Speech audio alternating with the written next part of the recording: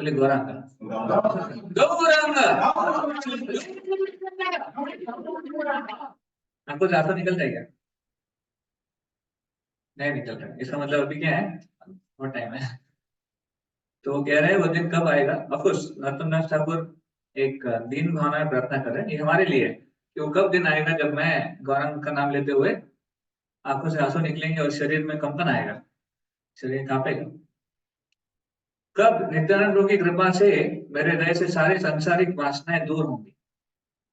तो संसार की जो वासनाएं हैं अभी हमारी है कि नहीं है? बहुत है। थोड़ी नहीं, बहुत है। तो अभी तक मतलब नित्यानंद प्रभु की कृपा हमने प्राप्त नहीं करी है, या फिर हम योग्य नहीं बने अभी तक नित्यानंद प्रभु की कृपा प्राप्त करने के। तो अगर संसार की वासनाएं दूर करनी है तो किसके आशीर्वाद चाहिए? नित्यानंद प्रभु मतलब कौन है? गुरु तत्व है, आदि गुरु है बलराम जी, नित्यानंद प्रभु। तो मतलब गुरु के आशीर्वाद के बिना सांसारिक वासनाएं दूर नहीं होंगी, ये बहुत इंपॉर्टेंट है।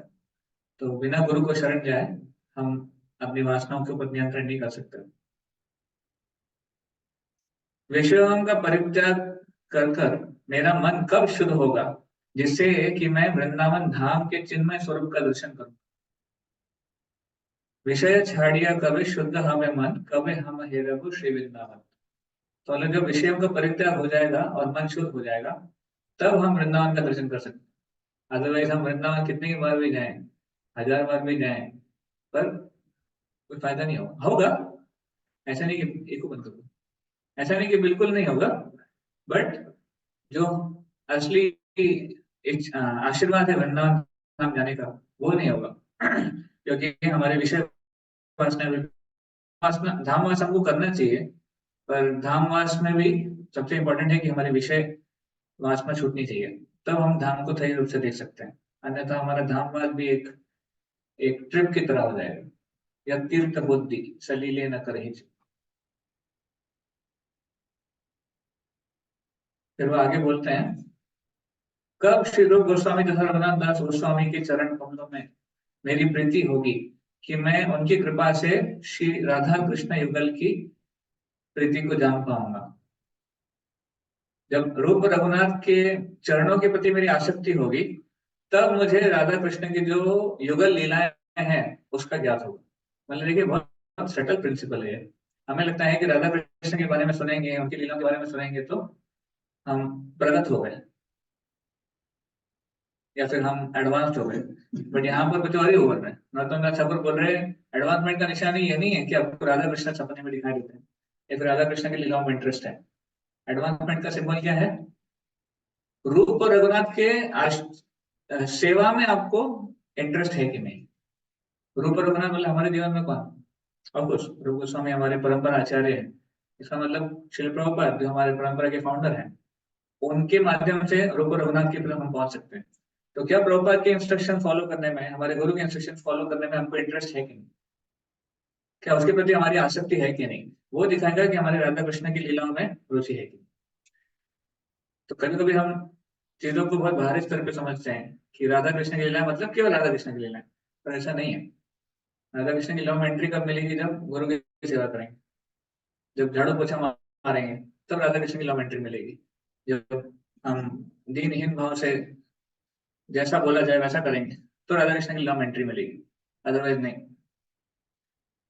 फिर लास्ट में वो कहते हैं, रूप रघुनाथ पदे रघु मोर आश, प्रार्थना करे सदा नरोत्तम दास।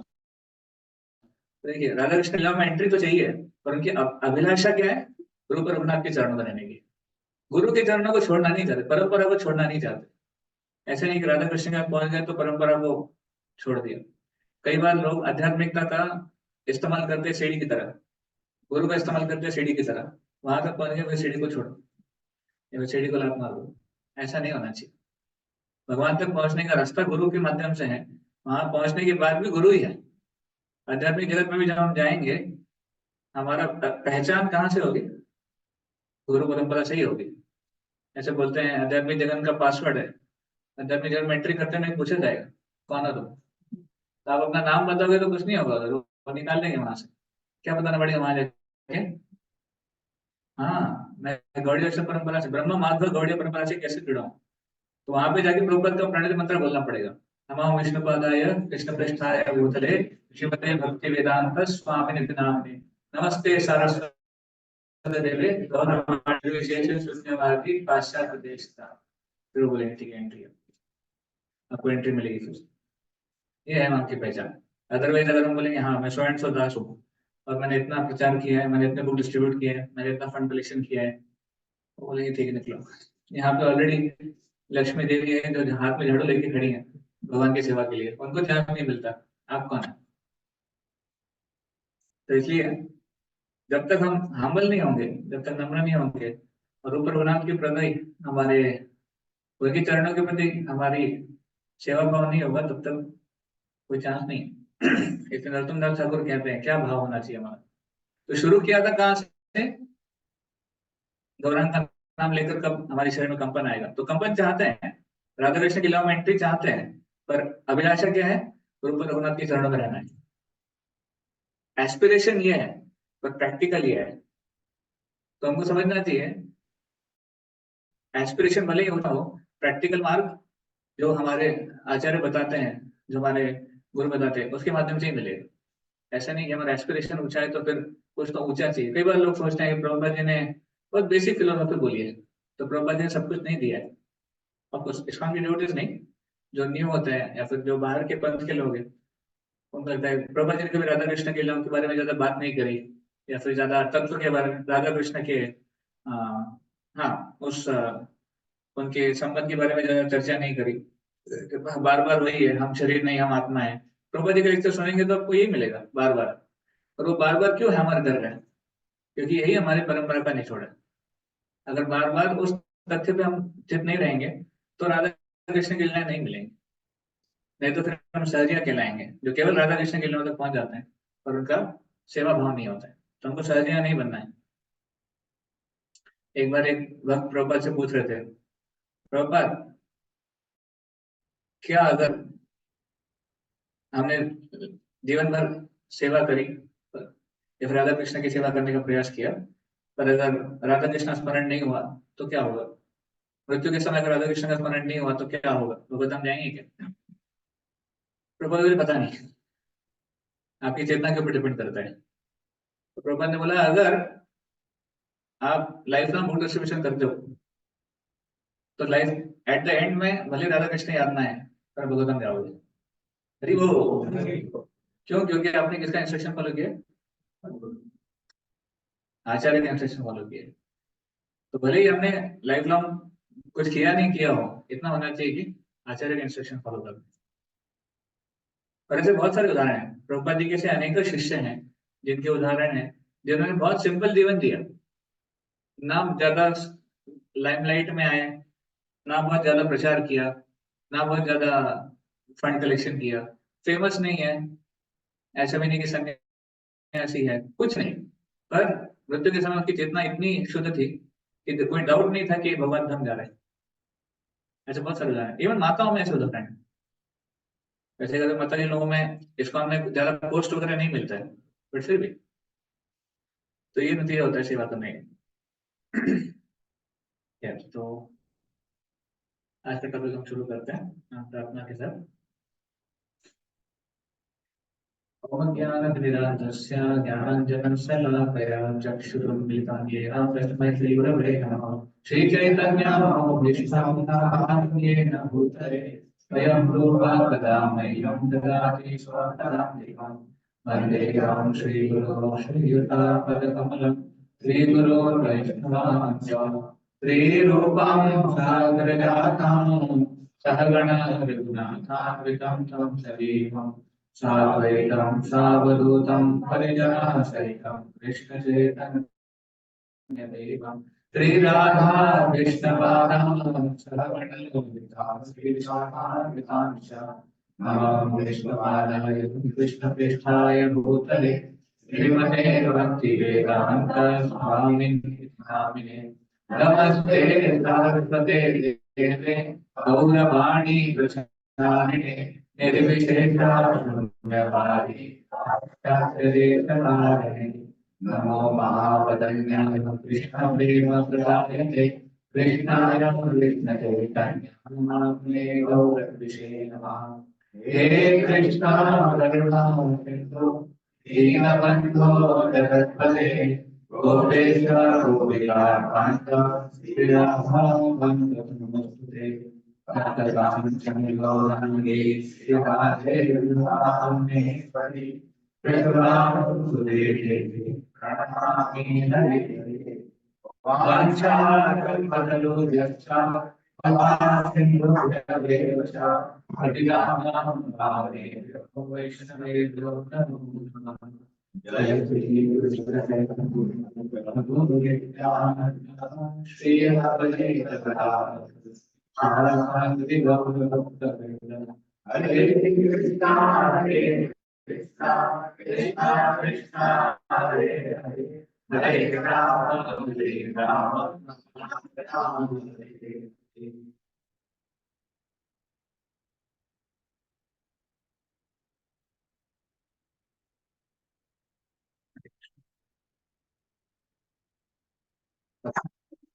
आज का हमारा विषय रोचक है। ये हमने एक लेक्चर सीरीज सुना था, सुन रहे हैं अभी, पूरा नहीं सुन पाए, बाय हिज होलीनेस भक्ति रसामत स्वामी महाराज। और एक टॉपिक, उनका टॉपिक बहुत मुझे अच्छा लगा। मैं सोचा कि आप इस ग्रुप के साथ हम डिस्कस कर सकते हैं, नेचुरल ग्रुप है। तो topic is culture of speech. I don't know आप लोगों ने सुना है, नहीं सुना है, या फिर इसके बारे में कभी चर्चा की है।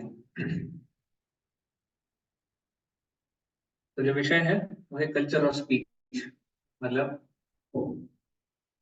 जो हमारा वाचा है उसका कल्चर। अभी कल्चर मतलब संस्कृति, तो उसके बारे में चर्चा करेंगे। ये बहुत ही स्पेशल टॉपिक है।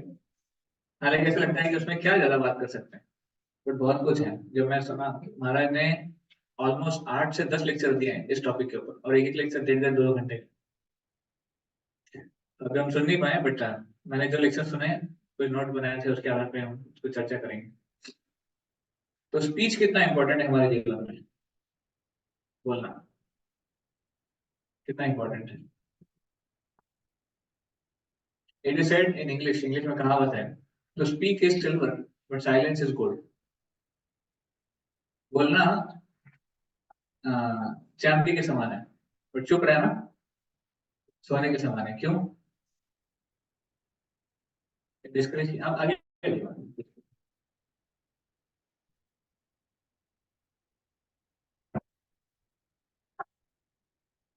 ऐसे क्यों बोला गया?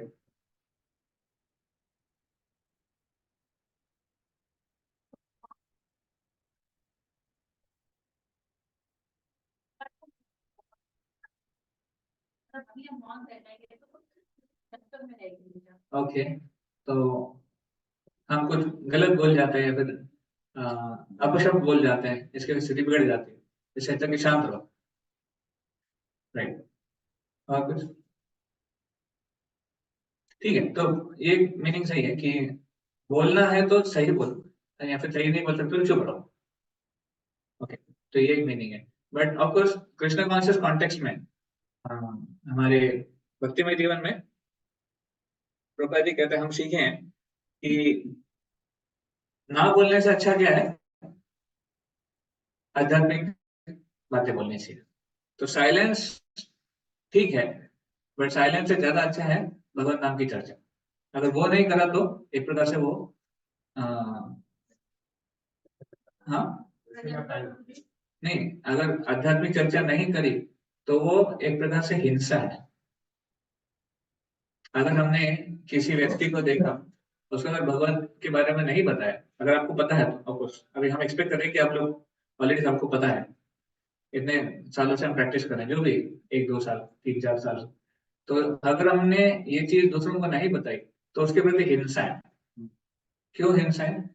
क्योंकि आपके पास चांस है उसको पशु जीवन से मनुष्य जीवन पे लेके आने का, मनुष्य जीवन से आध्यात्मिक जीवन में लेके आने का, पर आप नहीं कर रहे। तो इसलिए शांत रहना ठीक है, बट आध्यात्मिकता के बारे में बताना और ज्यादा जरूरी है। तो वाचा बहुत जरूरी है। हम दिन भर बोलते हैं, लिटरली। अगर आप देखेंगे, कोई मीटर अगर बन जाए कि हम कितना बोलते हैं, तो पता चलेगा कि कितना हम बोलते हैं दिन भर में।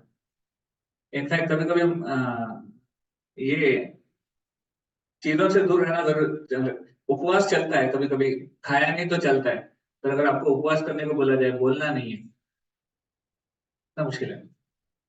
मौन व्रत कैसे, बहुत मुश्किल है, स्पेशली उनके लिए जो हमेशा एक्टिव होते हैं। तो खैर हम लोग मौन व्रतवादी नहीं है, बट तो स्पीच इतना इंपॉर्टेंट है, इसलिए हमको देखना चाहिए कि स्पीच हमारा कैसा है, क्या हमारा जो वाचा है, जो हम बोल रहे हैं, क्या वो सही में बेनिफिशियल है दूसरों के प्रति, दूसरों के लिए क्या फायदेमंद है, या फिर सही में अच्छा है कि नहीं है। उसकी भी कैटेगरी होती है। ऐसा मत सोचिए कि जो भी हम बोल रहे हैं सब कुछ सही है, अच्छी भी कैटेगरीज है। तो बोलना, ऐसे बोलते हैं जिह्वा, ये जो जीभ है उसमें हड्डियां नहीं होती हैं, पर वो हड्डियां तोड़ सकती है। आगे आगे प्रोग्रेस। हड्डी में, जीवा में इतनी शक्ति है कि जीवा बहुत कुछ जोड़ सकती है और बहुत कुछ जोड़ भी सकती है, तोड़ने का काम जल्दी हो जाता है। तो वाक शक्ति उसको बोलते हैं। और वाक शक्ति जिसने कंट्रोल कर ली, तो उसको बहुत प्रगत माना जाता है। ऐसे बहुत सारे योगी हैं, मुनि हैं, जो लोग मौन व्रत रखते हैं या फिर बहुत कम बोलते हैं, और फिर बाद में लोग उनके, अब जब कभी कुंभ मेले में जाते हैं तो बहुत सारे ऐसे मुनि बाबा आते हैं, और तो लोग उनके पैर छूते हैं। क्यों छूते हैं? उन्होंने कंट्रोल कर लिया। इतना जो उद्वेग है, वो इतना बड़ा वेग है कि लेटर ऑफ इंस्ट्रक्शन में रूप गोस्वामी बोलते हैं कि वाचो वेगम, पहला वेग बोलते हैं। वाचो वेगम, मनसा क्रोध में आगे बोलते हैं, 6 वेगों में तो पहला ही वेग वाचो वेगम बोलते हैं। तो वेग है वो बहुत बड़ा, उसको कंट्रोल कर लेना मतलब बड़ी उपलब्धि है। तो लोग उनके पैर छूते हैं, उनको प्रणाम करते हैं। कुछ ऐसे बाबा जी हैं जो, वो जो कुछ बोलेंगे वो सच्चा ही होता है। क्यों? क्योंकि उन्होंने कंट्रोल किया उस स्पीच को, इसलिए वो जो कुछ बोलते हैं वो सच होता है। तो इतनी शक्ति है वाचा में, और हम सबकी वाचा में वो शक्ति आ सकती है अगर हम उसको सही रूप से करें तो। ऐसा, तो जैसे हमने डिस्कस किया कि कृष्ण कॉन्शियस एंगल से देखा जाए तो बोलना या फिर ना बोलना ये इतना इंपॉर्टेंट नहीं है, बोलना चाहिए। एटलीस्ट नॉनसेंस बोलने से अच्छा है कि ना बोलो, ना बोलने से अच्छा है कि आध्यात्मिक बात करो। जपा नहीं करना है क्लास में, चैंटिंग नहीं करना है। एक ही चीज कर सकते हैं, तो क्लास सुनेंगे फिर चैंटिंग सुनेंगे। इसलिए मीनिंगफुल बोलो। तो कभी भी, हमें से कितने लोगों ने ट्राई किया है कि अपनी स्पीच को ऑब्जर्व करें कि हम सही बोल रहे हैं कि नहीं बोल रहे हैं, मीनिंगफुल बोल रहे हैं कि नहीं बोल रहे हैं? आपने ऑब्जर्व किया है? Okay, very good. ये एक्सपेरिमेंट करना चाहिए हमको, कि हम दिन भर में जो भी बोलते हैं थोड़ा मनन करना चाहिए कि हमने जो भी बोला क्या। अभी हम देखेंगे कैटेगरीज कि स्पीच की क्या क्या कैटेगरीज होती हैं, या फिर कौन सा स्पीच ज्यादा सही है। ऐसे भागवत में वर्णन आता है, श्रोतव्यादिनी राजेंद्र नृणाम संति सहस्रश अपश्यताम आत्मतत्वम गृहेषु गृहमेधिनाम। भागवत में श्लोक आता है दूसरे स्कंद के पहले अध्याय में। तो वो कहते हैं श्रोतव्यादिनी राजेंद्र नृणाम संति सहस्रश, बोले सुनने के लिए बहुत विषय है, पर जो व्यक्ति अ, अपश्चताम आत्म तत्व, जो देख नहीं सकता है आत्म तत्व को, आध्यात्मिक सच्चाई को, गृहेशु गृह मेदि नाम, वो ग्रह मेदि है। ग्रह मेदि आप जानते हैं ना? ग्रह मेदि मतलब जो केवल जिसके लिए घर और अपने परिवार ही केंद्र बिंदु है, जिसको भगवान के लिए कोई इंटरेस्ट नहीं है, वो ग्रह मेदि कहलाता है। तो उस व्यक्ति के लिए आ, वो सब जो सुनता है वो सब बेकार चीजें ही सुनता है, क्योंकि सुनने के लिए तो बहुत कुछ है, पर उसकी क्वालिटी क्या है उस पर डिपेंड करता है कि वो क्या सुनेगा। हम सुबह से उठते हैं, मार्केट जाते हैं, काम पे जाते हैं, वापस आते हैं, बहुत कुछ सुनते हैं, पर भक्तों के जीवन में और अभक्तों के जीवन में सुनने में भी डिफरेंस है। अभी मान लीजिए क्वालिटी ऑफ हियरिंग, कभी कभी जैसे जो भौतिकतावादी लोग हैं वो सुबह उठेंगे तो कुछ गाने बजा देंगे, या फिर कभी कभी लोग सुबह में पुराने गाने सुनते हैं, फिर दिन में नए गाने सुनते हैं। पर गाने ही है, अल्टीमेटली इसकी क्वालिटी वही है। और बहुत लोग क्या सुनेंगे सुबह उठकर? कीर्तन सुनेंगे, भजन सुनेंगे, या फिर लेक्चर सुनेंगे। तो ये क्वालिटी है, सुनना है दोनों को, पर डिफरेंस इन क्वालिटी। इसलिए बहुत आवश्यक है कि हम क्या सुने क्या ना सुने। और जैसे हमने चर्चा किया कि ये जो एक वेग है, इस वेग को, अगर कोई भी प्रकार का वेग है तो उसको कंट्रोल करना जरूरी है। इसलिए रूप गोस्वामी ने बोला है जो वाचा को कंट्रोल कर लेता है वो अनुज सॉरी ये वाचो वेगम, मनसा क्रोध वेगम, जीवा वेगम, उदरपस्थ वेगम, ये जो 6 वेग है, एतान वेगान यो विषयेत धीरः सर्वम अपि मां पृथ्वीं च शिष्यात्।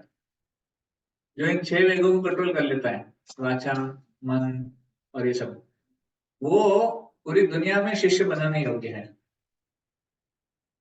लेकिन मतलब शिष्य बनाने की योग्यता केवल ये नहीं है कि आप कितने बड़े हो, कितना प्रचार किया है।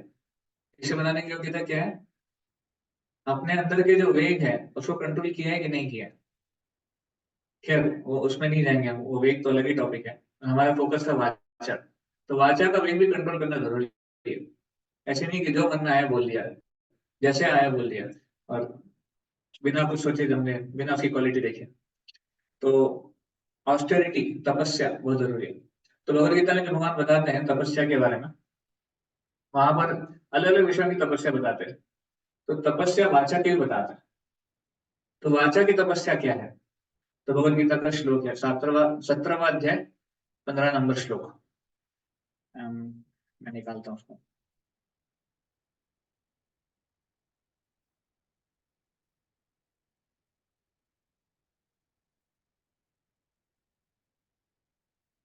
जिसको स्पीकर में देख सकते हैं।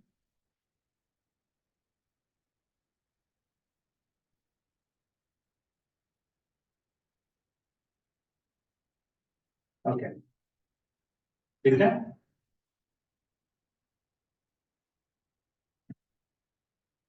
तो आप मेरे पीछे दोहराइए। अनुद्वेगकरं वाक्यं सत्यं प्रियहितं च यत् स्वाध्यायाभ्यसनं चैव वाङ्मयं तप उच्यते। अब मेरे को एक दोहराएं, कोई एक बोलिए। अनुद्वेगकरं वाक्यं सत्यं प्रियहितं च यत्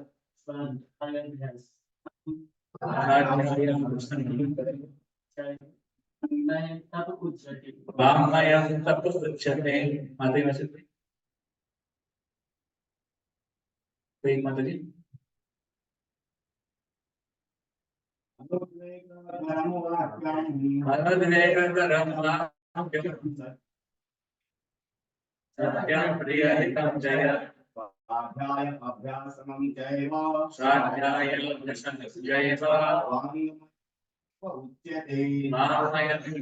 उच्यते।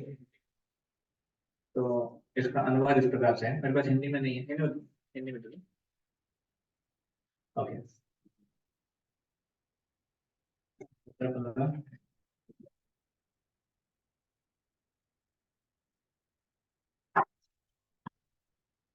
आप घर जाके इसको आराम से पढ़ सकते हैं, बट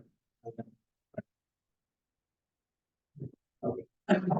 सच्चे, भाने वाले, हितकर तथा अन्यों को शुद्ध न करने वाले वाक्य बोलना और वैदिक साहित्य का नियमित पारायण करना, यही वाणी की तपस्या है। वाणी क्या करें? 4 प्रकार के वाक्य है, 4 प्रकार के उसकी क्वालिटीज हैं जो वाणी की तपस्या है। याद रखिए 4 कौन से हैं? अनुद्वेग करम वाक्य, तो मतलब जिसने दूसरों को शुद्ध नहीं किया है, दूसरों के मन में उद्वेग नहीं पैदा किया, तो पहला है। सत्यम, मतलब जो सत्य है। प्रिय, मतलब जो प्रिय है, उसके भाने वाला है। और हितम, हितकर है। ये 4 चीजें अगर हम बोलते हैं तो वो वाणी की तपस्या है। तात्पर्य छोटा सा मैं पढ़ लेता हूँ। मनुष्य को ऐसा नहीं बोलना चाहिए कि दूसरों के मन शुद्ध हो जाए। निसंदेह जब शिक्षक बोले तो वो अपने विद्यार्थियों को उपदेश देने के लिए सत्य बोल सकता है, लेकिन उसी उसी शिक्षक को चाहिए कि यदि वो उनसे बोले जो उसके विद्यार्थी नहीं है, तो उसके मन को शुद्ध करने वाला सत्य न बोले। यही वाणी की तपस्या है। इसके अतिरिक्त प्रलाप, मतलब व्यर्थ की वार्ता नहीं करनी चाहिए। आध्यात्मिक क्षेत्रों में बोलने की विधि यह है कि जो भी कहा जाए वो शास्त्र सम्मत हो, उसे तुरंत ही अपने कथन की पुष्टि के लिए शास्त्रों का प्रमाण देना चाहिए। इसके साथ साथ वो बातें सुनने में अति प्रिय लगनी चाहिए। ऐसी विवेचना से मनुष्य को सर्वोच्च लाभ और मानव समाज का उत्थान हो सकता है। वैदिक साहित्य का विपुल भंडार है और इसका अध्ययन किया जाना चाहिए। यही वाणी की तपस्या कही जाती है। गुरुपाद की जय। So this is the austerity of speech. Okay. Okay. तो ये वाणी की तपस्या है। अभी हमको एनालाइज करना है अपने अपने जीवन में कि हम कितनी वाणी की तपस्या कर पाते हैं। क्या हम वो बोलते हैं जो सत्य है? क्या हम वो बोलते हैं जो अनुद्वेग है, जो दूसरों को उद्वेग नहीं करता है? क्या हम वो बोलते हैं जो प्रिय है, दूसरों को अच्छा लगता है? या फिर क्या हम वो बोलते हैं जो दूसरों के हितकारी है? हाँ। तो ये चार भाग है हमारे डिस्कशन के। तो आपको क्या लगता है हमारी भाषा में कितनी चीजें आ सकती है? आज थोड़ा प्रैक्टिकल है।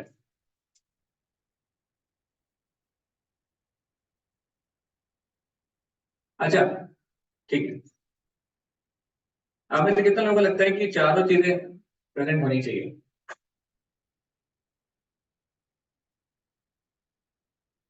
ओके। तो आप मुझे कोई सिचुएशन बताइए जहाँ पे चारों हो सकती हैं,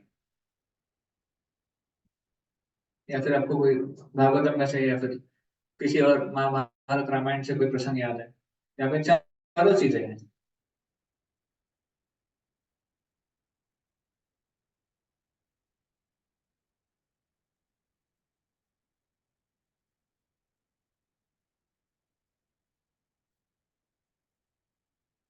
ओके, ठीक है। ये चार चीजें याद करना थोड़ा ज्यादा हो जाएगा, बट ठीक है। एटलीस्ट हम ऐसे प्रसंग याद कर सकते हैं जहां पर चार में से दो है।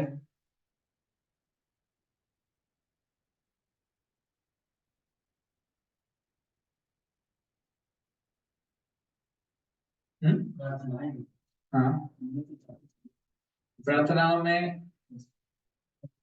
हम्म, हम्म। ओके, तो भगवान को जो प्रार्थना अर्पण की है, ठीक है, क्या वो अनुद्वेग है क्या? हाँ, ठीक है। एक्चुअली प्रार्थनाओं का एक क्वालिटी अलग है। प्रार्थना में क्या है, आप ऐसे व्यक्ति के साथ, ऐसे व्यक्ति को प्रार्थना कर रहे हैं जो कि आपके समक्ष नहीं, इमीडिएटली सामने नहीं है। बट मोस्टली जो कन्वर्सेशन की बात हो रही है, ये जो वाचा की बात हो रही है, ये आपसी बात की बात है। हम कैसे बात करें एक दूसरे के साथ या फिर आपस में, उसके बारे में ज्यादा हम चर्चा करेंगे। भगवान से बात करते समय तो ठीक है, हम नम्र रह सकते हैं या फिर अनुद्वेग कर सकते हैं। बट हम जब सामने वाले से बात करते हैं तो सिचुएशन में कैसा होता है, वो जरूरी है। क्योंकि हमारा मोस्ट ऑफ द डीलिंग किसके साथ होता है? आपस में होता है। और मोस्ट ऑफ द प्रॉब्लम भी कहाँ होता है? हमारे डीलिंग में इश्यूज कहाँ आते हैं? कुछ तो बोल दिया, कुछ तो गलत बोल दिया, और सारी सिचुएशन वहीं से हो जाती है।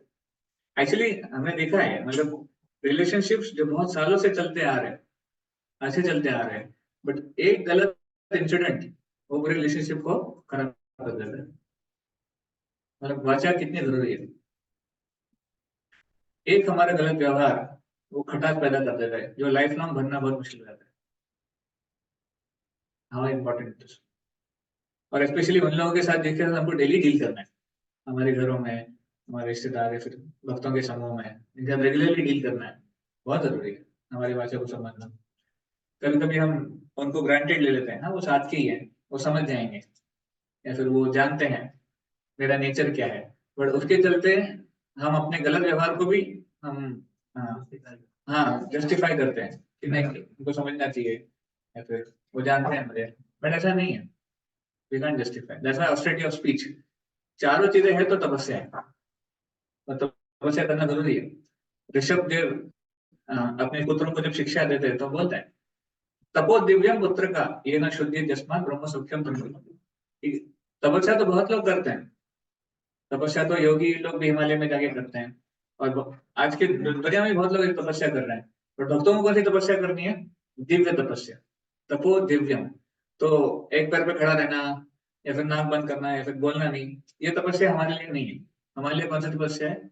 ये तपस्या है जो गीता में दी है या फिर रूप गोस्वामी ने उपनिषद में दिया है, ये तपस्या हमारे लिए है। तो ये तपस्या करना जरूरी है। तो चारों अंग जरूरी है।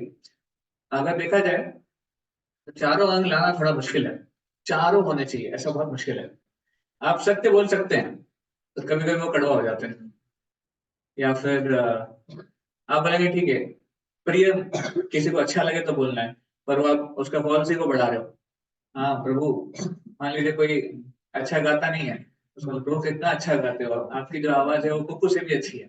उसको पता है मैं गाना अच्छा नहीं आता, बट फिर भी उसको चढ़ा, नहीं प्रिय होना चाहिए ना प्रभु जी, तो प्रिय है तो फिर चढ़ाओ। तो ऐसा नहीं है, सत्य भी होना चाहिए, प्रियम भी होना चाहिए, हितम भी होना चाहिए। तो इन चारों को एक साथ लाना बहुत मुश्किल है, प्रभुपाद जी खुद कहते हैं चारों को संभव नहीं है कि एक साथ आ जाए। बट हम एनालाइज कर सकते हैं कि चारों में महत्वपूर्ण कौन सा है। तो देखिए पहला क्या था?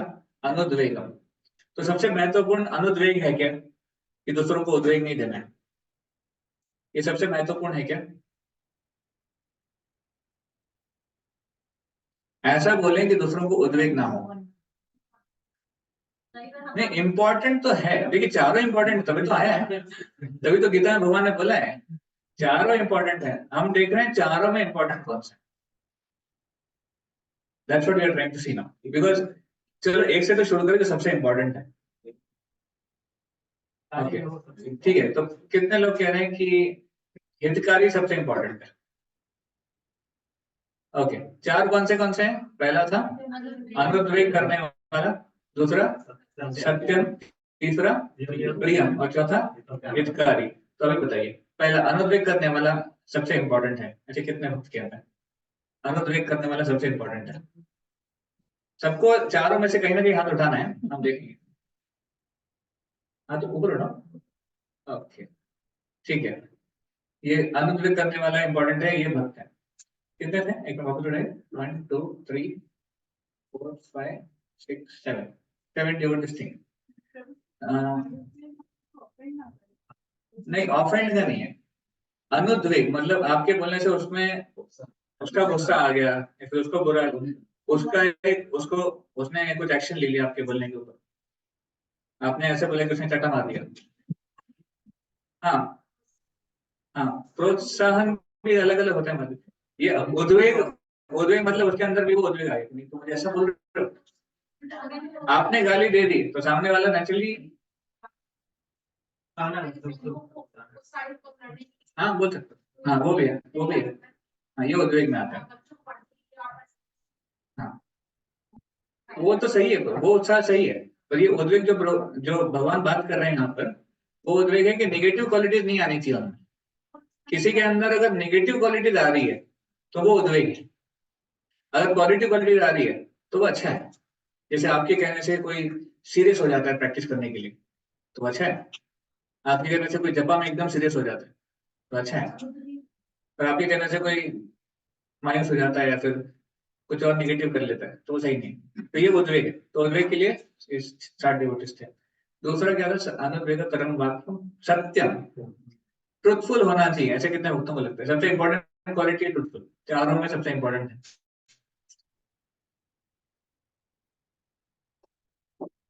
1 2 3 4 5 6 7 8 9, ठीक है, याद रखना 7 और 9।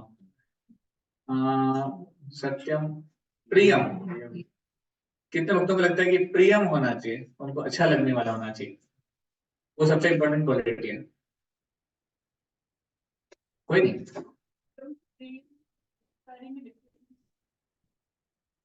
प्रियम मतलब अच्छा लगना चाहिए उनको, भले उनके लिए मतलब मैंने बोला ना प्रभु जी कितना अच्छा गाते हैं, तो पता है नहीं गा बट मैं उसको बोल रहा हूँ प्रभु जी कितना अच्छा गा, आपके लिए नहीं बोल रहा हूँ, X Y Z, X Y Z. हाँ तो प्रियम मतलब उसको अच्छा लगना चाहिए, भले उसका फॉल्स ही वो पड़े तो उसको अच्छा लगना चाहिए, ये प्रियम है।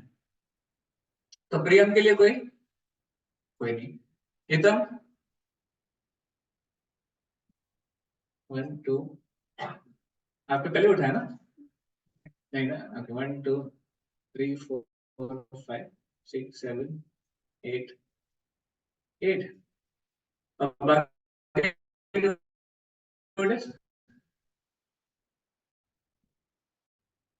हाँ 7 9 8 कितने हुए? 7 9 16 नहीं उठाया, सबने नहीं उठाया। ठीक है, कोई बात नहीं। हाँ, तो सबसे इम्पोर्टेंट क्वालिटी एज पर आचार्य, अच्छा मैंने ऑनलाइन तो पूछा ही नहीं। Online devotee can also right in the chat कि सबसे इम्पोर्टेंट क्वालिटी आपको कौन सा लगता है। हमारे पास कितने डिवोटीज हैं, आप अपना अपना लिखिए कि आपको कौन सी क्वालिटी इंपॉर्टेंट लगती है, सबसे इम्पोर्टेंट। जैसे स्वाति माता लिखती है बेनिफिशियल, हितम, Gita Mata ji and truthfulness, okay. Neeraj true अनुद्वेग, सिद्धार्थ ट्रू उद्वेग, सुरेश ट्रू हितकारी, ओके। अनुद्वेग हितम, अनुद्वेग में ही है, बोल लो अनुद्वेग और हित में कॉम्पिटिशन है। तो ओके नाउ रिजल्ट्स। तो एज पर द आचार्य सबसे इंपॉर्टेंट क्वालिटी इन चारों में आती है हितम, जो लास्ट क्वालिटी थी कि चारों में सबसे इंपॉर्टेंट है हित का होना चाहिए, उसके फायदे का होना चाहिए। भले ही वो कभी कभी हो सकता है कि इतना प्लीजिंग नहीं है, हो सकता है कि वो ट्रूथफुल नहीं है, सच है, सच नहीं है, पर अगर हित का है तो चलता है। सच नहीं है, प्लीजिंग नहीं तो चलता है, ऐसे। बट अगेन ये कहने का मतलब ये नहीं है कि आप सच्चाई बोलो कैसे भी, हम उसके ऊपर नहीं आ रहे। हमें प्रयास करना है कि चारों हैं, बट चारों में सबसे इंपॉर्टेंट क्या है, हित। अगर सिचुएशन ऐसी आती है कि बाकी तीनों फॉलो नहीं कर सकते तो हितकारी होना चाहिए, बट जहां तक हो सकता है प्रयास करना है कि चारों हैं, ठीक है। हम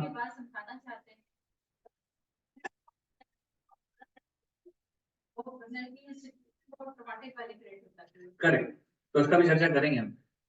आप सही कह रहे हैं, हम केस स्टडीज भी लेंगे कि एटलीस्ट हम स्क्रिप्चर से पहले केस स्टडीज देखते हैं कि स्क्रिप्चर में किसने क्या किया और उसका रिजल्ट क्या था। तो नॉट फोर, इतना तो समझ जाइए कि चारों होना पॉसिबल नहीं है।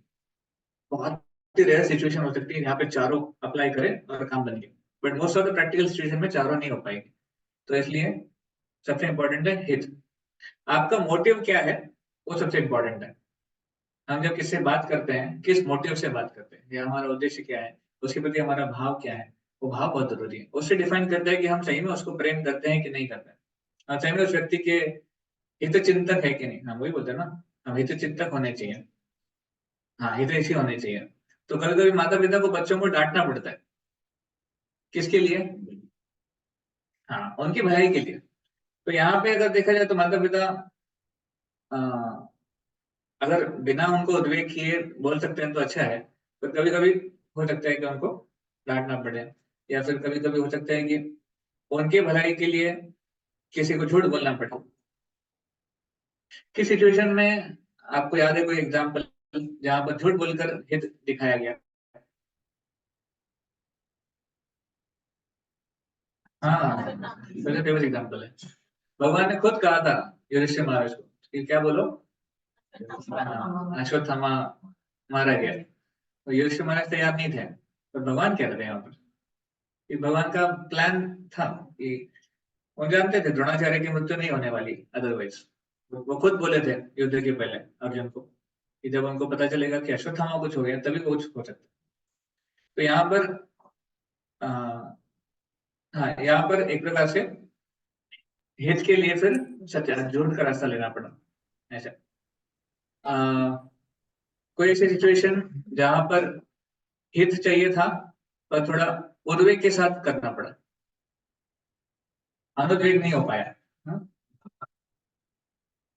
भगवान ने अर्जुन को फटकारा तो प्यार से फटकारा, गीता में तो एकदम प्यार से बोले। नहीं नपुंसक वो तो एक शब्द है, अदरवाइज आप गीता देखिए भगवान ने ऐसा उनको कोई ये नहीं किया, एकदम डांटा नहीं ऐसे। पर वो सिचुएशन है, और कोई सिचुएशन हित के लिए थोड़ा सा उद्वेग करना पड़ा, उनको हिलाना पड़ा था, झंझोर के रख दिया बोलते ना। नहीं, वहां पर भी उनको ऐसे उद्वेग नहीं किया, कोई डांटा नहीं। आप जानते हैं प्रसंग, मैं बताऊंगा तो आपको याद आ जाएगा। करण के कौन सा प्रसंग?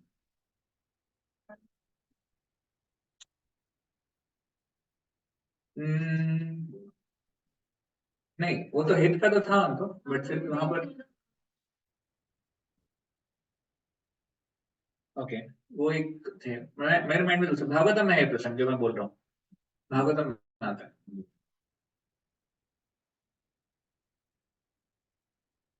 विदुर और धृतराष्ट्र। विदुर ने धृतराष्ट्र को कैसे, हाँ, धृतराष्ट्र कैसे थे? हाँ, वो अपने मतलब अपने जीवन में इतने कंफर्टेबल थे या फिर आसक्त थे इनसे कि वो छोड़ने को तैयार नहीं थे।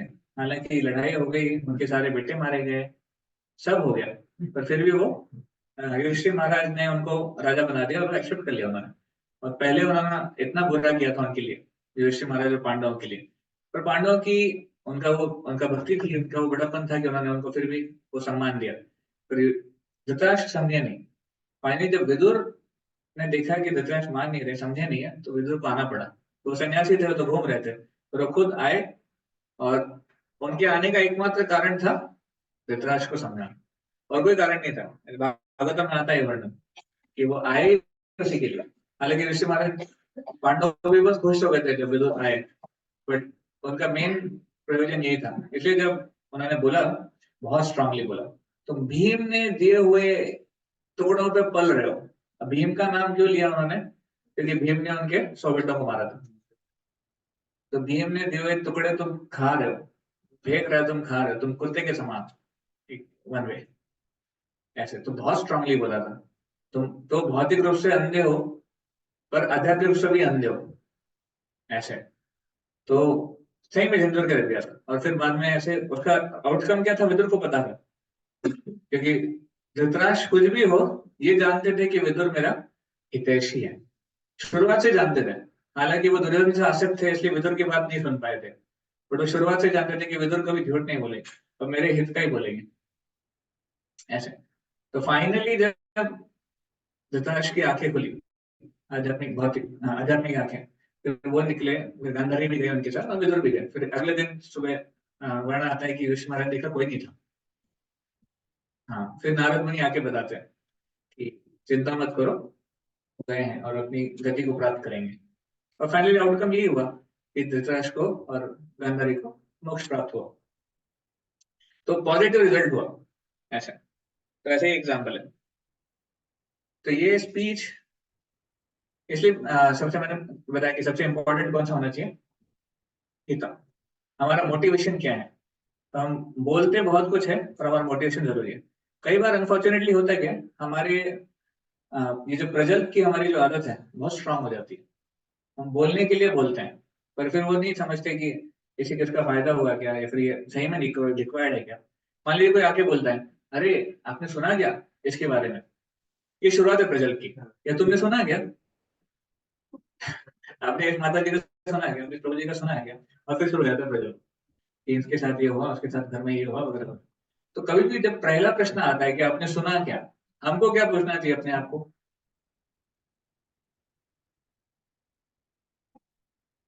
हाँ, नहीं नहीं, क्या पूछना चाहिए?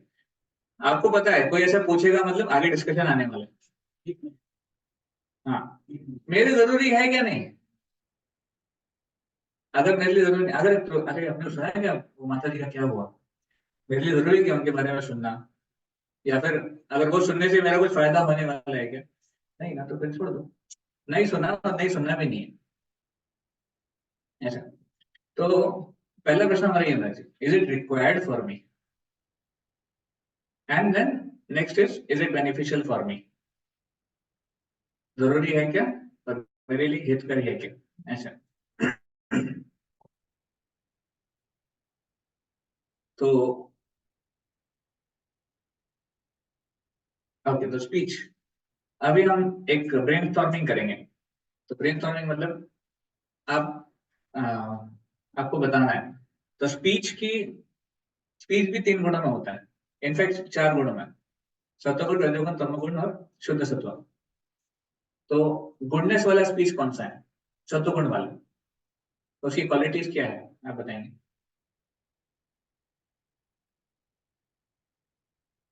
सत्वगुण में जो वाक्य है उसकी क्वालिटी क्या है? Positive, okay. सही बोलना, सत ट्रूथफुल है, हम्बल है, नम्र भाव से बोला गया है, गुडनेस। तो गुडनेस की क्वालिटीज ही उसमें आएगी ना। तो बोलिए बोलिए, क्या क्या क्वालिटीज है स्पीच की? What is speech in goodness? किसी की हानि नहीं हो रही है उससे, हाँ, कोऑपरेटिव है, ओके, एक दूसरे को मदद करने की भावना है। और ऐसा स्पीच कौन सा है जो सत्वगुण में आता है? बेनिफिशियल, फायदे का है, और हाँ, ब्यूटीफुल, ओके। अच्छा है, हाँ, मीनिंगफुल मतलब क्या?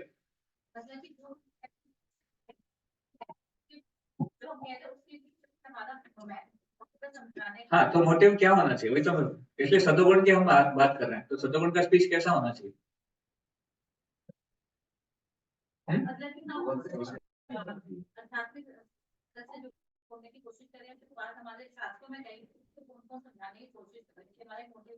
ओके, तो मतलब परंपरा में होना चाहिए, आप क्या, शास्त्रों के अनुसार होना चाहिए, परंपरागत होना चाहिए। प्रभुपाद जी ने बोला वो मैं रिपीट कर रहा हूँ, या फिर हमने लेक्चर में सुना वो रिपीट कर रहे हैं, ये सत्वगुण का स्पीच है। प्रोटेक्टेड, प्रोटेक्शन क्या? हम स्पीच की बात कर रहे हैं, स्पीच, ओके, वो ठीक है, वो शुद्ध सत्व में भी आ सकता है, सत्वगुण में भी आ सकता है। Good. ठीक है, कुछ बेसिक क्वालिटीज है, जैसे टाइम प्लेस सर्कमस्टेंस से बोला, इसे देश काल पात्र के हिसाब से बोला गया, ये सत्वगुण में आता है। सोच समझ के बोला ना, इस समय में इस व्यक्ति के साथ कैसे बोलना है, ये सत्वगुण में आता है। ऐसे मान लीजिए कोई ऑलरेडी दुखी है और आप उसको ऑलरेडी कुछ न्यूज सुना रहे हैं जो कि इतना अच्छा नहीं है, तो फिर वो एक अ, देश काल पात्र के हिसाब से नहीं है। ऐसे जो माइंडफुल है, मतलब आपका जो स्पीच है, आप जो बोल रहे हैं, हम जो बोल रहे हैं, वो हमने पास्ट को देख के बोला है और फ्यूचर को समझ के बोला है कि नहीं, वो भी सत्वगुण में आता है। पहले कुछ हुआ है और आगे क्या होने वाला है, ऐसे। या फिर जो धर्म के अनुसार है, जैसे माता बताया, वो भी सत्वगुण में आता है। और क्या सत्वगुण है? जो क्लियर है, जैसे आपका अंडरस्टैंडिंग क्लियर होता है। कभी कभी ऐसे स्पीच होते हैं जो कंफ्यूजिंग हो जाते हैं, तो कंफ्यूजिंग स्पीच नहीं होना चाहिए, जिसको सुन के व्यक्ति में और कंफ्यूजन बढ़ जाए। तो क्लियर स्पीच होना चाहिए, कितने बजे, कहाँ मिलना है, किससे मिलना है, क्लियर स्पीच। अरे मंदिर में क्लास है, या फिर कुछ तो ऐसा डिटेल, बिना डिटेल का या फिर बिना क्लैरिटी का स्पीच है, तो वो सत्वगुण में नहीं आएगी, ऐसा। ठीक है, speech spoken with a sense of discrimination, discrimination है, ये बड़े हैं, ये छोटे हैं, इससे कैसे बोलना है, ये वरिष्ठ है, ये न्यू कमर डिवोटी, तो इससे भी फर्क पड़ता है। वरिष्ठ भक्तों के साथ कैसे बात करनी है, जो नए आए हैं उनके साथ कैसे बात करनी है। जैसे कभी कभी हम जो नए भक्त आते हैं, अगर वो बोलते हैं कि प्रभु जी मैंने आज एक माला जप करी, आपका कैसे होगा उसके प्रति? आप कैसे करेंगे उनके प्रति, क्या बर्ताव होगा? हाँ, हरी बोल, वंडरफुल, एक माला आपने जप किया आज। और कोई ऑलरेडी 16 माला वाला भक्त है, बोलता है प्रभु जी आज मैंने 2 माला जप करी, क्या बोलेंगे आप? वो 16 माला। तो भैया डिस्क्रिमिनेशन होना चाहिए, किसके साथ क्या बोलना, that is mode of goodness. और अगर किसने कुछ गलती से बोल दिया तो हाँ, even words like thank you, sorry, please, ये सारे वर्ड्स, एडजेक्टिव्स है ना, ये बहुत जरूरी है हमारे स्पीच में। धन्यवाद, कृपया, ये सब तो हमारे स्पीच में प्रैक्टिकली आने चाहिए, केवल थ्योरेटिकली नहीं होने चाहिए। सच नहीं, किसने कुछ भी छोटा सा हेल्प किया तो थैंक यू, क्या जाता है, पर वो करना चाहिए। इसलिए हम जो बात कर रहे हैं ना कल्चर ऑफ स्पीच, ये कल्चर में लाना पड़ेगा। अभी अगर हमारा कल्चर नहीं है तो उसको लाना चाहिए, ये कल्चर ऑफ स्पीच है। ऐसा तो रिफाइंड लैंग्वेज में होना चाहिए। हाँ स्पीच, हाँ दूसरा हमारा स्पीच ऐसे होना चाहिए जो दूसरों को आनंद दे, ना कि वो आनंदी है उसको और दुखी कर दे, वो भी सत्वगुणी है। जो शांति से बोला गया है ये भी सत्वगुणी है, सत्वगुण के लक्षण है। शांति से प्रेम से बोला गया, नहीं कि भड़ भड़ भड़ भड़ भड़ बोले जल्दी जल्दी में, वो नहीं है ऐसा। तो ये है सत्वगुणी। रजोगुणी स्पीच कैसा है? ओके, प्रोवोकिंग है। रजोगुणी स्पीच, रजोगुणी बात बोलना।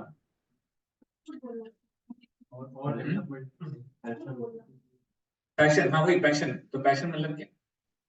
जो एग्रेसिवली है, जो बोला गया है आउट ऑफ प्राइड, अरे पता है क्या मैंने क्या किया है, तो जिसमें गर्व है, जिसमें हाँ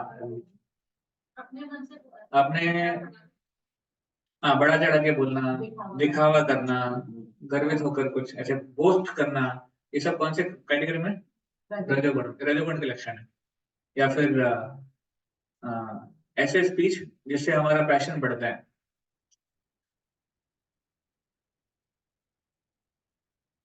जिसमें मोरल एथिक्स नहीं है। कभी कभी लोग मोरालिटी के बिना भी बोलते हैं।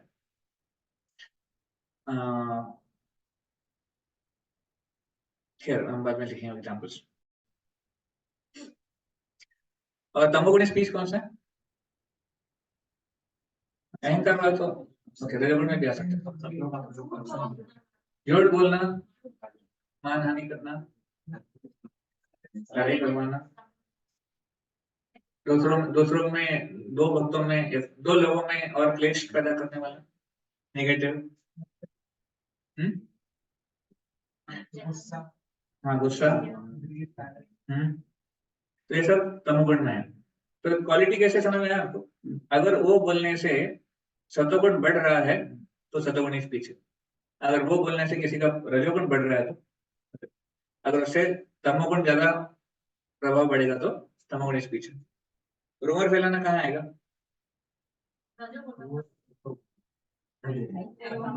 रूमर फैलाना, मैंने सुना क्या इनके साथ क्या हुआ। Most of the cases are rumour. आजकल रूमर ही चलते हैं सब जगह।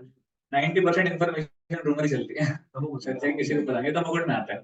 बिना वेरिफिकेशन के बोला गया, पता नहीं क्या हुआ, पर किसी से सुना और उसको आगे ट्रांसफर किया, और बोलते हैं कि नहीं बोलना नहीं बिल्कुल किसी को। तो सबको पता रहे। ये तमोगुणी है, अच्छा नहीं है हमारे लिए, भक्तों के लिए एटलीस्ट। तो इसलिए हमको प्रयास करना चाहिए कि शुद्ध सत्व पे नहीं बोल पाए तो कम से कम कौन से गुण पे आना है? सत्वगुण पे आना है। तो सत्वगुण के जो लक्षण है स्पीच के, वो हमको लाने चाहिए। तो इसलिए हम कल्चर की क्यों बात कर रहे हैं? कल्चर बहुत जरूरी है। संस्कृति, संस्कृति किसी भी समाज को बनाती है। अब मान लीजिए जैसे हम यहाँ पे हैं, अभी मंदिर में हैं, तो यहाँ की संस्कृति एक अलग है। मंदिर गेट से बाहर निकलेंगे तो संस्कृति थोड़ी अलग है। तो संस्कृति क्या दर्शाती है, कल्चर क्या दर्शाता है? What is the value of that group of people? Sorry, I'll rephrase it. What value the group of people carry? What character do they have? What kind of thinking do they have? What are their ideas? एक संस्कृति से क्या पता चलता है? उनके value क्या बोलते हैं? नहीं, वैल्यू वैल्यू, हाँ नहीं हिंदी में वैल्यू को हिंदी में क्या बोलेंगे? मूल्य। उनके क्या, किस मूल्यों के ऊपर वो अपना जीवन आधारित है, या फिर उनके क्या विचार हैं। हाँ, महत्व नहीं, वैल्यू मतलब अंदर क्या है वो इम्पोर्टेंट है। कीमत की बात नहीं हो रही यहाँ पर, वैल्यूज क्या कैरी कर रहे हो, कैरेक्टर, उसकी बात हो रही है। तो क्या उनका आचरण है, किसको वो देखते हैं, क्या उनका आदर्श है, कैसे वो रहते हैं, कैसे वो खाते हैं, ये सारा कल्चर से पता चलता है। अगर कोई भक्त, कोई नया व्यक्ति यहाँ पे आके बैठ जाए प्रसादम हॉल में, तो प्रसादम हॉल में होता क्या है उससे वो जज करेगा कि भक्तों के समूह में क्या होता है, राइट? तो अगर प्रसादम हॉल में सही से प्रेयर्स हो रही है, सही से सर्विंग हो रहा है, तो सब लोग बैठ के पहले महाप्रसाद गोविंद पूरा अच्छे से बोलते हैं, फिर खाना शुरू करते हैं और धीरे धीरे प्रसाद ग्रहण करते हैं, तो उसको समझ में आएगा कि हाँ, भक्तों के समूह में बड़ा अच्छा कल्चर है, मेरे बाहर नहीं है। तो एक कल्चर बहुत जरूरी है। लोग कर देख के समझ सकते हैं कि ये लोग क्या है, आपको बोलने की जरूरत नहीं पड़ती।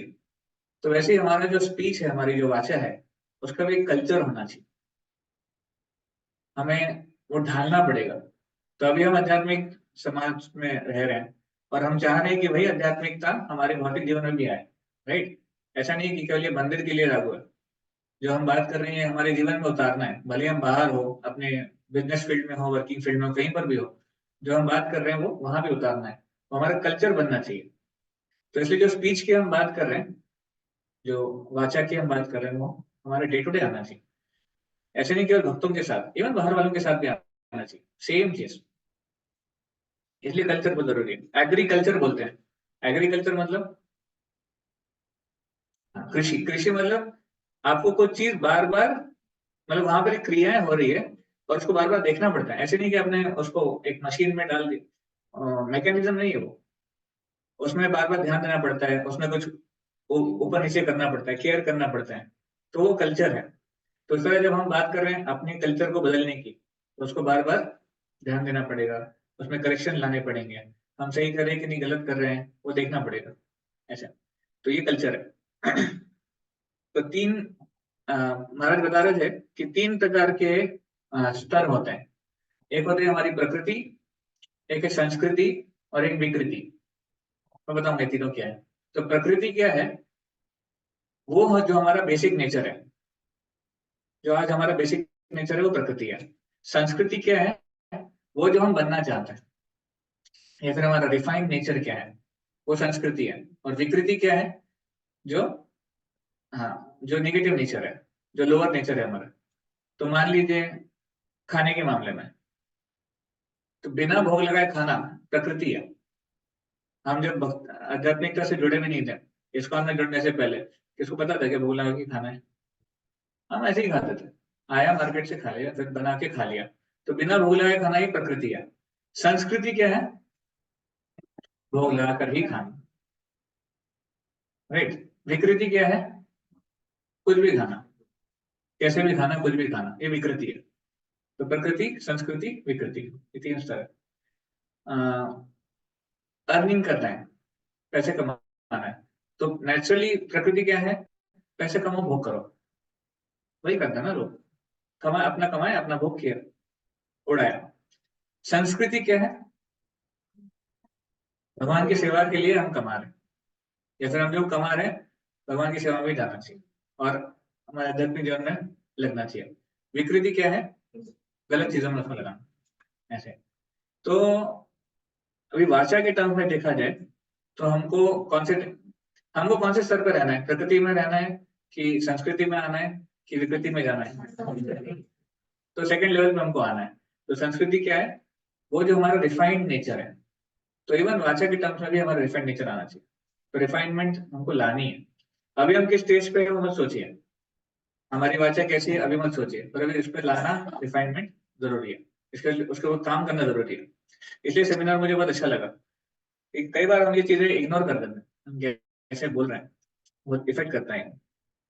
तो इसलिए संस्कृति को लाने के लिए हमें उसके ऊपर काम करना पड़ेगा, उसको उसके ऊपर मनन करना पड़ेगा। और हमारा बता रहे थे कि अगर हम ये संस्कृति लाएंगे अच्छे से बोलने की, तो ये हमारे आध्यात्मिकता में बहुत हेल्प करेगा हमको, हमारे संबंधों में हमको मदद करेगा। यहाँ तक कि हमारे भगवान के साथ जो संबंध है वो भी और प्रगाढ़ हो, हमारे नाम जप में सुधारना हो, अगर हम इसके ऊपर काम करेंगे तो। अब मुझे कितने लगता है, कितने भक्तों को लगता है कि काम करना जरूरी है इसके ऊपर? इंडिविजुअली आपके लिए बोल रहा हूँ मैं, सबके लिए नहीं। मुझे काम करना जरूरी है, गुड। सबको नीड होनी चाहिए। हमारा किसी का वाचा परफेक्ट नहीं है, हम बोल देते हैं कभी कभी। हमारे बता रहे थे कि शुद्ध सत्व के स्तर पे जाना है। चार प्लेटफॉर्म हमने देखा ना, goodness, ignorance, passion and pure goodness. But उसके लिए गुडनेस का बेस बहुत जरूरी है। भगवान के बारे में बोलना है, उसके पहले सत्वगुणी बोलना बहुत जरूरी है। Just like if you want to catch a flight, आपको जब फ्लाइट पकड़नी है या फिर ट्रेन पकड़नी है तो कहाँ जाना पड़ता है? स्टेशन जाना पड़ता है। बस पकड़नी है तो स्टेशन जाना पड़ता है। ऐसा तो नहीं कि घर के बाहर से बस मिल जाएगी या फिर घर से बाहर से ट्रेन मिल जाएगी, छत पे से फ्लाइट मिल जाएगी। वहां स्टेशन पे जाना पड़ेगा, फिर वहां से पकड़ेंगे।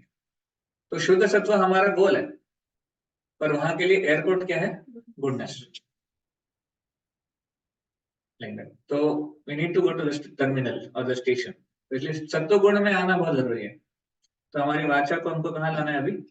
सत्वगुण में। तो सत्वगुण के लक्षण क्या क्या थे, वापस रिवाइज करिए। सत्वगुण के लक्षण क्या थे वाचा के? सच होना चाहिए, विनम्रता से होना चाहिए, डिस्क्रिमिनेटिव होना चाहिए, क्लियर होना चाहिए, एम्बिग्युइटी नहीं होनी चाहिए, परंपरा में होना चाहिए, ऑनलाइन, हाँ शास्त्रों के आधार पर होना चाहिए, हाँ वही डिस्क्रिमिनेटिव, देश काल पात्र के हिसाब से होना चाहिए, दूसरों के हित के लिए होना चाहिए, हाँ प्रजल्प नहीं होना, प्रजल्प तो सत्वगुण में नहीं आएगा, तो प्रजल्प नहीं होना चाहिए। और हाँ मतलब जो जिन शब्दों से ग्रेटफुलनेस हम प्रकट कर सकते हैं, करेक्ट, हमारी कृतज्ञता हम प्रकट कर सकते हैं, उनको उसको ऐड करना चाहिए हमारे शब्दों में, हमारे वाक्यों में। ओके, तो ये सारे बहुत सारे लक्षण थे जो कि सत्वगुणी इसके लक्षण है।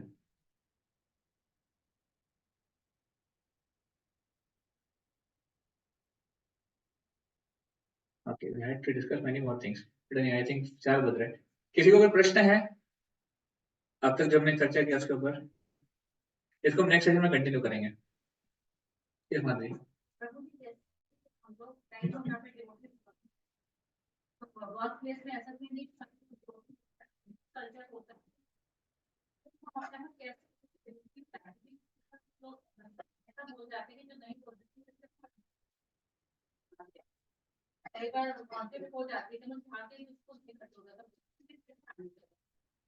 ओके, तो थैंक यू। तो माधुरी का प्रश्न है कि ऐसा कोई सिचुएशन है जहां पर दूसरे हमको उद्वेगित कर रहे हैं, उत्तेजित कर रहे हैं, या फिर दूसरे कुछ गलत बोल रहे हैं, तो हमको कैसे हैंडल करना चाहिए, राइट?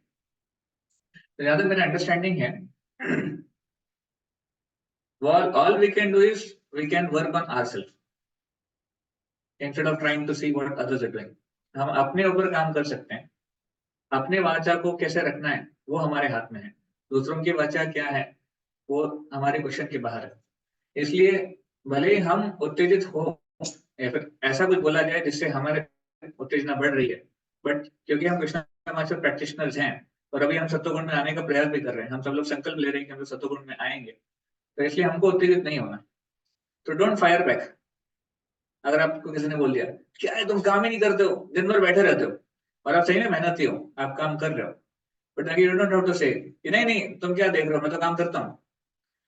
आपको अपने अंदर वो उत्तेजना नहीं लानी। कई बार ऐसे भी हो सकता है कि आप अगर सत्वगुणी व्यवहार करें तो सामने वाला भी रजोगुण से सत्वगुण पे आ जाएगा। वो अभी नीचे के गुण में है, तमोगुण में, रजोगुण में, गुस्से से बात कर रहा है या फिर निगेटिवली बात कर रहा है, पर आपके सत्वगुणी व्यवहार से वो सत्वगुण में आ जाएगा, या फिर वो चेंज होना हो, वो जरूर अप्रिशिएट करेगा आपकी वाणी को। तो इसलिए हमें सत्वगुणी प्रैक्टिस करना है कि हमें उत्तेजित नहीं होना है, हमें असत्य नहीं बोलना है, हमें किसी के हित के लिए नहीं है ऐसा नहीं बोलना है, ऐसा, या फिर हमें अप्रिय चीज नहीं बोलनी है। तो ये गुण हमको हमें लाना है खुद में। तो भले ही सामने वाले कुछ भी बोले, ultimately choice is ours. What you do with yourself, that's your choice, not others. Don't let others dominate your choices. दूसरों के कथन से या फिर दूसरों के कहने से हमारे हमारे बिहेवियर को डोमिनेट नहीं होना चाहिए। ये मुश्किल है, ऐसा नहीं कि मैं कर रहा हूँ, बट हम शास्त्रों से देख सकते हैं, शास्त्रों में ऐसे उदाहरण हैं जहां पर भक्तों ने, प्रभुपाद जी का ही देख लीजिए, प्रभुपाद जी ने कितने मतलब उत्तेजित प्रसंगों को भी कैसे हैंडल किया, जहां पर हो सकता है कि प्रभुपाद जी गुस्सा हो सकते थे, हो सकता है कि प्रभुपाद जी कुछ बोल सकते थे, पर नहीं, कई बार रिपोर्टर ने भी प्रभुपाद जी को उत्तेजित करने का प्रयास किया ऐसे ऐसे सवाल पूछ के, तो प्रभुपाद जी शांत रहे। और ऑफकोर्स वो तो उनकी उनका जो विट था, उनका प्रेजेंस ऑफ माइंड बहुत स्ट्रांग था, तो प्रभुपाद जी उस सिचुएशन को भी फेवरेबल बना देते थे, वो रिपोर्टर ही चुप हो जाते थे। तो ऐसे आचरण के एग्जाम्पल्स हमको देखने चाहिए अपनी लाइफ में कि उन्होंने इस सिचुएशन में कैसे बिहेव किया। And try to follow the footsteps. हम एक बार फेल होंगे, 2 बार फेल होंगे, पर अगर कॉन्शियसली, इसलिए कल्चर की बात हो रही है, जब उसको कल्टीवेट करने का प्रयास करते रहेंगे तो जरूर सक्सेस होंगे। Thank you. और कोई?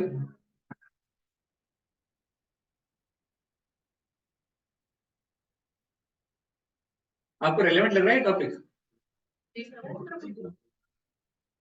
क्योंकि मैं सुना तो हमको अच्छा लगा। इसका रेफरेंस मेरा कुछ भी नहीं है, सब डॉक्टर स्वामी महाराज के लेक्चर से आप भी सुन सकते हैं, गूगल पे, यूट्यूब पे है, कल्चर ऑफ स्पीच, वहां से मैंने लिया है।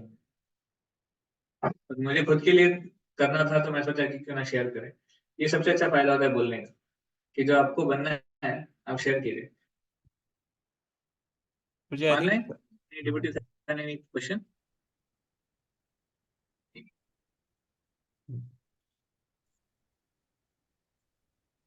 हाँ, यस माता जी। प्रभु जी मेरा एक क्वेश्चन था कि जैसे ये 4 चीजें truthful, pleasing, beneficial. You can repeat, माता जी, you can repeat now. हरे कृष्ण प्रभु जी, दंडवत प्रणाम। हरे कृष्ण। प्रभु जी मेरा एक क्वेश्चन है, जो ये 4 चीजें truthful, pleasing, beneficial, not agitating others, ये सारी चीजें अगर कोई हमसे ये सारी चीजें, 4 चीजों को फॉलो नहीं कर रहा है, हम जैसे मटेरियल वर्ल्ड में भी मटीरियल मतलब भक्तों के अलावा भी और लोगों से डील करते हैं, तो प्रभु जी कई बार क्या होता है, कोई ऐसे हमसे बोलता है तो हम टॉलरेट कर जाते हैं उस चीजों को। और कई बार प्रभु जी क्या होता है, टॉलरेट करते करते फिर क्या होता है, एक टाइम के बाद ना वो लेवल मतलब जितना हम, जैसे मेरा है, मैं प्रैक्टिसिंग, अभी प्रैक्टिस कर रही स्पिरिचुअलिटी और रीड कर रही हूँ, तो बहुत ज्यादा नॉलेज नहीं है एकदम, मतलब अभी नेसेंट स्टेज पे है, नियोफाइट स्टेज पे। तो मुझे कई बार हम टॉलरेट करते रहते हैं, लेकिन अचानक से फिर मतलब एक बात ऐसी आती है, जब आप टॉलरेट करो तो दूसरा फॉर ग्रांटेड लेके एक्सट्रीम सिचुएशन पे ले जाता है चीजों को, जहाँ की हमको रिस्पॉन्स करना बहुत जरूरी होता है। तो जब प्रभु जी हम रिस्पॉन्स करते हैं इतना टॉलरेट करने के बाद, तो वो अचानक से सारे पास्ट जो इवेंट्स होते हैं, वो सारी चीजें जहां जहां हमने टॉलरेट किया, वो एकदम से सामने आते हैं। तो वो जो सामने, वो भी ये सोचता है कि ये अचानक से, ये तो टॉलरेट करती थी, ये तो मतलब ये तो ऐसी सीधी सादी है, फिर अचानक से जब हम बोलते हैं तो फिर वो नहीं समझ चाहते हैं इस चीजों को कि हम कितना टॉलरेट करें। वो हमारी पोजीशन को नहीं समझते, वो सोचते हैं कि ये मतलब प्लीजिंग है and she is handling all these things, तो उसको हम अपनी फ्रस्ट्रेशन, अपनी लाइफ की फ्रस्ट्रेशन उसके ऊपर थोप सकते हैं। तो Prabhu ji how to deal with all these type of situations outside work में, और जैसे हम लोग भौतिक जगत में लोगों के साथ डील करते हैं, तो okay, thank you for your question. आप सबको समझ में आया? तो very practical, maybe I am also not very perfect in this, but जो मुझे समझ में आता है, देखिए, जब हम बात कर रहे हैं कि we should have mode of goodness speech, सत्वगुणी होना चाहिए, या फिर जैसे भगवत गीता में बताते हैं वो 4 जो उसकी क्वालिटीज है। नाउ इसका मतलब ये नहीं है कि हमें इनजस्टिस टॉलरेट करना है, या फिर कुछ भी हो, कुछ बोलना ही नहीं है और चुप रहना है, ऐसा नहीं है। तो when somebody is saying something and if that is not correct, we can always say that there is a mistake, or you can say whatever, in different words you can say, but you can always correct them in a pleasing way. तो सत्वगुण में होने का मतलब ये नहीं है कि आप कुछ गलत चीजें भी स्वीकार कर लें, उसको टॉलरेट करता है, पहला चीज। दूसरा, देखिए, टॉलरेट का मतलब क्या है, हम क्यों टॉलरेट करते हैं? कभी कभी तो हम कुछ लोगों की चीजें टॉलरेट करते हैं, क्यों करते हैं? क्योंकि हम, एक तो हमारे प्रिय होते हैं, या फिर एक तो वो अनजान होते हैं, इसलिए हम लोग टॉलरेट कर लेते हैं। तो टॉलरेट करने के बाद अगर हम उसको ग्रज रखते हैं अपने मन में, तो वो फिर टॉलरेंस नहीं है, एक प्रकार से वो थोड़ा सा कंट्रोल ही है। तो वो ऐसा हो गया, वो ज्वालामुखी की तरह, जो कि अंदर से अंदर बढ़ रहा है, बढ़ रहा है, बढ़ रहा है और फटने वाला है। तो इसलिए that kind of tolerance is not very good. Better is to speak up in a pleasing way. तो अगर आपको लगता है कि हमारा कहीं तो बांध फूटने वाला है और चीजें और खराब होने वाली है, तो उस सिचुएशन तक ना आ जाए उसके पहले ही हम डिस्कस कर लें। तो as per time place circumstances there are different ways to do, मतलब एक कोई फ्लैट रूल नहीं है। ऑफिस में कुछ अलग डीलिंग हो सकती है, घर पे कुछ अलग डीलिंग हो सकती है, और बात करने के तरीके भी अलग अलग हो सकते हैं। एक तो डायरेक्ट वर्बल स्पीच है, एक तो रिटन स्पीच है। कई बार जब हम बोल नहीं पाते हैं, लिख के देने में एटलीस्ट हम इमोशंस को कंट्रोल कर सकते हैं। आपने देखा है, मतलब कई बार जब आप उत्तेजित होते हैं तो चुप रहो और लिखने लग जाओ, तो आपको पता चलेगा कि लिखते में आप उत्तेजित नहीं होंगे। तो आपका जो मैसेज है वो लिख के दे दो इंस्टेड ऑफ स्पीकिंग। तो ये एक तरीका है उत्तेजना रोकने का। तो ऐसे अलग अलग सिचुएशन में अलग अलग चीजें अप्लाई कर सकते हैं, but the point is goodness वाला बिहेवियर छोड़े बिना भी हम कर सकते हैं। We don't have to see, you see ना, लीलामृत में हम देख सकते हैं, अगर आपने प्रभुपाद लीला में पढ़ी है, कितनी बार तो प्रभुपाद जी को वेस्ट में लोगों ने फंसाने का प्रयास किया। तो Prabhupada ji was witty and he was very smart, कैसे डील करना है वो जानते थे। तो by his wit and by his intelligence he could come out. वैसे ही हमको बनना है। हमको ऐसा नहीं लगना, ऐसे नहीं होना चाहिए कि हरे कृष्णा डिवोटी सब गलीबल है, कुछ भी बोलो, कोई भी आके पत्थर मार के चला जाए, कुछ नहीं बोलेंगे। हम वैसे नहीं है, हम स्मार्ट हैं। तो प्रभुपाद जी बोलते थे माय डिवोटी आर जेंटलमैन। तो जेंटलमैन मतलब स्मार्ट है, पर जानते हैं कि किसी सिचुएशन में क्या करना है। तो जहां जरूरी है वहां बोलना भी है, पर कैसे बोलना है वो हम आज डिस्कस कर रहे हैं। ठीक है। तो Madhuri, continue to your question. First of all, don't tolerate. You can always speak in a proper way and wherever required. May not be to the same person who is speaking, maybe to someone else also. कोई किसी और को भी बोल सकते हैं, किसी के थ्रू उसको मैसेज जा सकता है। और दूसरा चीज, don't try to control your emotions to extend it burst out. वहां तक मत कंट्रोल कीजिए, better is to speak up. I think that much I can share. Thank you, Prabhuji. Thank you, Prabhuji, for the wonderful. Last question we'll take, Divya Mataji. Hare Krishna, Prabhuji. Prabhuji, as you have quoted the example of Vidur Maharaj and Dhritarashtra, Prabhuji, हमारी जो बुद्धि है वो किसी को लाभ का जो आइडिया देने के लिए कि आपके लिए क्या लाभप्रद है, वो उतनी बुद्धि हमारी सक्षम नहीं है। जैसे कि आज हमने किसी को कोई भी किसी के हित के लिए कोई बात बोली, but after some time maybe वो उसके हित के लिए नहीं थी, वो because the time is changing. आज वो मुझे लग रहा है मेरी सोच से कि ये उसके लिए लाभप्रद है, बट नहीं, आगे के समय में वो नहीं दिखता है। तो क्या ऐसे में कोई सलाह ना देना या किसी के लिए कुछ ना करना is better unless and until you are gaining that much of intelligence? Okay, good question. तो जहां तक भौतिक चीजों की बात है या फिर भौतिक डिस्कशंस की बात है, you may be right to some extent, but हम जो हित की बात कर रहे हैं that's more of a absolute sense, कि किसी के हित की बात करना मतलब उसके आत्मा को भगवान से कैसे जोड़ना। That is the main subject matter of हित। किसी के लिए हित क्या हो सकता है? Ultimately to connect him to Krishna, that is the more beneficial for him.